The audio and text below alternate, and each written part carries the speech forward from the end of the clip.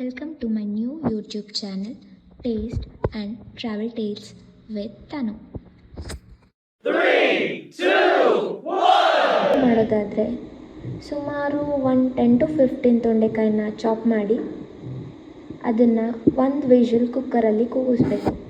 1 spoon ಉದ್ದಿನಬೇಳೆ, ಕಡಲೆಬೇಳೆ, ಕಡಲೆ ಬೀಜ, ಜೀರಿಗೆ ಮತ್ತು ಕೊರಿಯಾಂಡರ್ ಸೀಡ್ಸ್, ಒಣಮೆಣಸಿನ್ಕಾಯಿ, ಸ್ವಲ್ಪ ಸಾಸಿವೆ ಇಷ್ಟನ್ನು ಹುರ್ಕೊಂಡ್ಬಿಟ್ಟು ಪೌಡರ್ ರೆಡಿ ಮಾಡ್ಕೊಂಡಿದ್ದೀನಿ. ಆ್ಯಂಡ್ ಈಗ ಎಣ್ಣೆ ಕಾದಿದೆ, ಅದಕ್ಕೆ ಸ್ವಲ್ಪ ಸಾಸಿವೆ,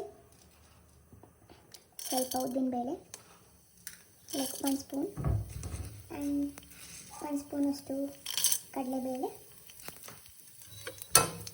ಇಷ್ಟನ್ನು ಹಾಕ್ಕೊಂಡು ಹುರ್ಕೊತಾ ಇದ್ದೀನಿ ಅಂಟಿಲ್ ಇಟ್ ಟರ್ನ್ಸ್ ಸ್ವಲ್ಪ ಬ್ರೌನಿಶ್.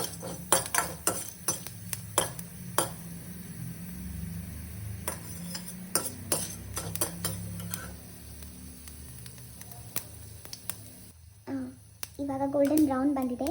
ಇವಾಗ ನಾವು ಆನಿಯನ್ಸ್ನ ಆ್ಯಡ್ ಮಾಡೋಣ. ಸೊ ಇವಾಗ 1 ಆನಿಯನ್ ಅಷ್ಟೇ ತೊಗೊಂಡಿದ್ದೀನಿ. I'm just preparing for a single person. So 1 chopped ಆನಿಯನ್ಗೆ ಸ್ವಲ್ಪ ಸಾಲ್ಟ್ ಹಾಕ್ಕೊಂಡು ಫ್ರೈ ಮಾಡ್ಕೋಬೇಕು.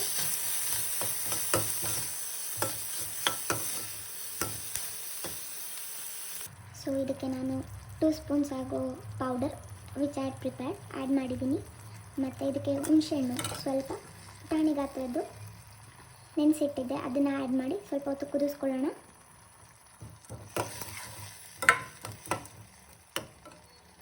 ಸ್ವಲ್ಪ ಹೊತ್ತು ಕುದಿ ಬರಲಿ. ಓಕೆ, ಇವಾಗ ಚೆನ್ನಾಗಿ ಕುದ್ದಿದೆ ಹುಣಸೆಹಣ್ಣು ಜೊತೆ. ಸೊ ಇವಾಗ ನಾನು ಬೇಯಿಸಿರೋ ತೊಂಡೆಕಾಯಿನ ಇದಕ್ಕೆ ಆ್ಯಡ್ ಮಾಡ್ತಾ ಇದ್ದೀನಿ. ಅಟ್ ದಿಸ್ ಪಾಯಿಂಟ್ ಎಷ್ಟು ಬೇಕು ರುಚಿಗೆ ತಕ್ಕಷ್ಟು ಸಾಲ್ಟ್ ಮತ್ತು 1 ಸ್ಪೂನ್ ಖಾರದ ಪುಡಿ ಹಾಕಿದ್ದೀನಿ.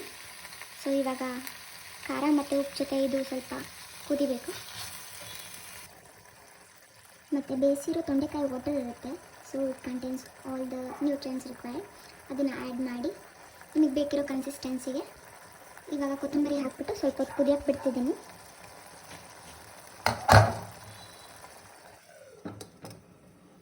ಲಿಡ್ ಕ್ಲೋಸ್ ಮಾಡಿ ಸ್ವಲ್ಪ ಹೊತ್ತು ವೆಯ್ಟ್ ಮಾಡೋಣ. And almost it's done.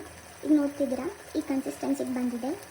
So ತೊಂಡೆಕಾಯಿ ಇದು ಒಂದು ಈಸಿ ರೆಸಿಪಿ ಅಂತ ಹೇಳ್ಬೋದು. For chapati, roti it will be good. Thank you for watching my video. ನಿಮಗೆ ಈ ವಿಡಿಯೋ ಇಷ್ಟ ಆದರೆ ಲೈಕ್ ಮಾಡಿ, ಶೇರ್ ಮಾಡಿ ಮತ್ತು ಬೆಲ್ ಬಟನ್ನ ಒತ್ತಿ. Thank you.